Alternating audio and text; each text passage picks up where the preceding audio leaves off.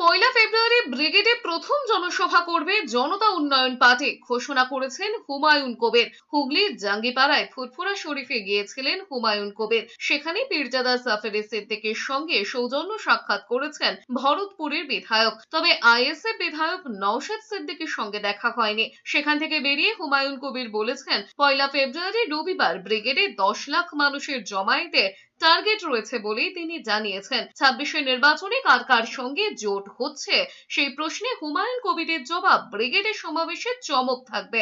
একই সঙ্গে 10 ফেব্রুয়ারি থেকে বেলডাঙ্গায় বাবরি মসজিদের কাজ শুরু হওয়ার কথাও জানিয়েছেন হুমায়ুন কবির। বেঙ্গালুরুর একটি সংস্থাকে দিয়ে মসজিদ তৈরির দায়িত্ব দেওয়া হয়েছে বলেই জানিয়েছেন। সমস্ত সিগনেচার করে জমা হয়ে গেছে। ওনারা বলেছেন যে ভদ্রলোক একবার আমাদের কাছে আসুন, দেখা করুন, এক কাপ চা খেয়ে যাবেন আর পারমিশন নিয়ে যাবেন। 1 ফেব্রুয়ারি দেখা হবে আপনাদের সাথে, গোটা বাংলার মানুষের সঙ্গে।